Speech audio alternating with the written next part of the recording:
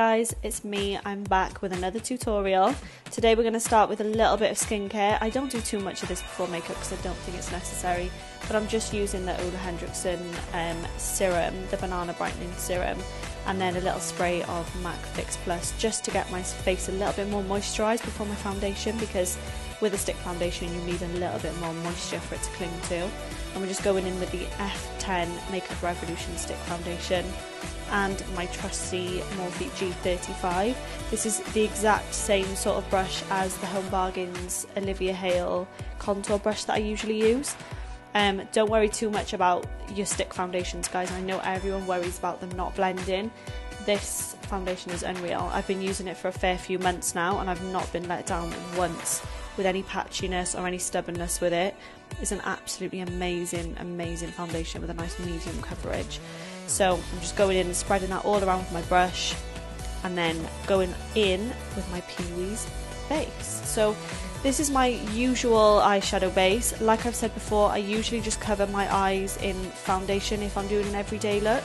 But if I'm doing any sort of eye look, any eyeshadow, I'm always going to go in with the Pee-wee's base. So this is shade 3. This matches my usual foundation colour perfectly. And then we're going over with a sponge just to take any excess off the eyeshadow base and the foundation. You'll find this will help with like your coverage looking a little bit more medium. And then again with the base shade number 1 underneath the eyes, always taking it up to those temples. Like I've said a million times before, this will lift your face and give you a really nice bright under eye.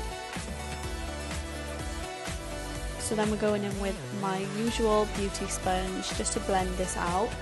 Guys, I will not say it enough times, like you need to be using a beauty blender to blend your under eyes. Like it's the best thing ever and it's so quick. And what it's going to do, most importantly, is take away any extra coverage that you don't need.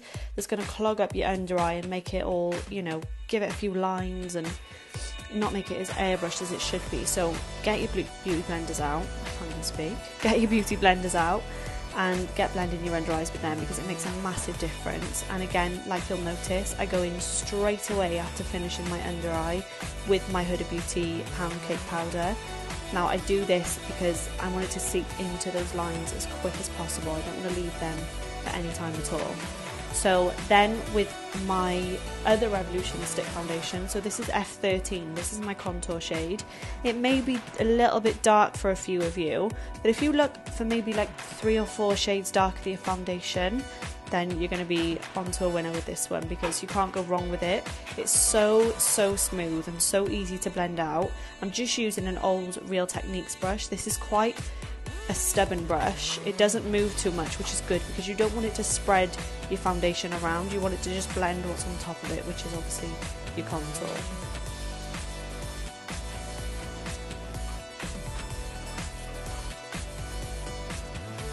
So now I'm just going in with a makeup wipe over my brows just to clean them up, and then I'm going in with my special freckles method.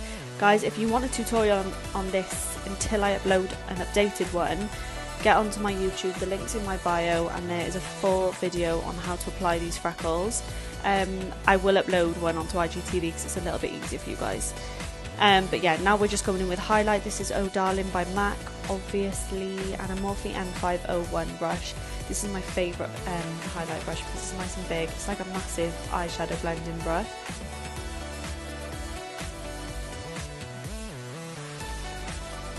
So you can see I'm just applying it to the sides of my nose as well. This is a really flattering place to highlight because the light captures it so nicely.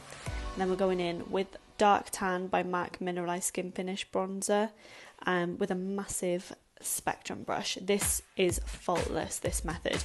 The bigger and softer the brush, the better your effect's going to be. And then we're going in with Just a Pinch blush by MAC. This is a nice shimmery blush. A little bit different to my usual matte one, but it's absolutely amazing. And here we are onto the eye look. So this is a medium brown from a Morphe 9A palette. You guys can use any medium brown from any palette ever. This is such a neutral tone eyeshadow look that you can literally wear any palette, and as long as you've got similar shades you will be fine. So we're just packing that in the crease. I believe this is an M541 Morphe brush. But just a nice big fluffy brush, getting into that crease and defining that shape before you move on to blowing any of it out. This is a really important step, using your darkest colour first, because it's going to bring the nice dark areas into focus a lot more.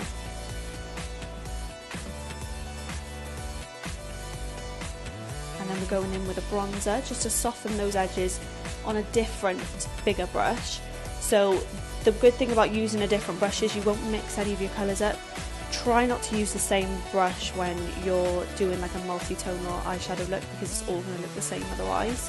And then we're just going to go in with a nice flat fluffy brush and a cream eyeshadow shade from the Stacey Marie Be Perfect palette. So this is going to really open up the front of your eye, and then we're going back in with that medium brown to blend it towards that cream. And just going back and forth with those shades until we've got a nice blend all the way through. And then I'm highlighting my brow bone with the gold highlighter from the Stacey Marie palette. And then we're just going along the lash line with the same Morphe palette with the darkest brown mixed with a little bit of black. And we're just going to buff that in along the lash line with a small stubby brush. This is like a long pencil brush, like long as in wide, so it's really, really good for a nice sort of blended liner look. And then you'll now see me using a little fine art paintbrush just to get into the inner corner area. This will really help you get like the look to be quite consistent and get your liner all the way along the lash line. And then here we are, lashes are on. These are the Chloe Elizabeth lashes by Doll Beauty. And now I'm going in with the Barry M waterproof gel liner pencil. Not a liquid liner, guys, this is a pencil. Everyone always gets confused because it says gel waterproof. But we're just going to line the waterline and just below it, just a tiny, tiny bit. Don't go too far with this, otherwise it will get messy. And then with a tiny fine pencil brush by Morphe, we're just going to go in with a black shadow straight over that line that we applied. And we're just going to go like the 50-50 method, like the P. Louise method. So 50% on your liner and 50% below, and you're just going to smoke that out.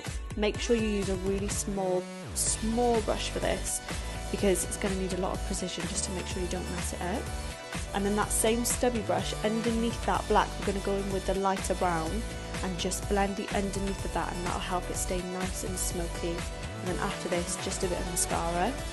And now we're using my favourite lip combo. I'm sure you're sick of this. This is the MUA Sincere liner with MAC Myth lipstick. It's my absolute favourite combo. I hope you guys love this look. This was so easy to create. I'm sure so many of you will be able to do this. And you'll see me in a second spray my face with Fix Plus and then add a little bit more highlight. This will just make your highlight pop like mad. So that's it from me, you guys. I will see you very soon.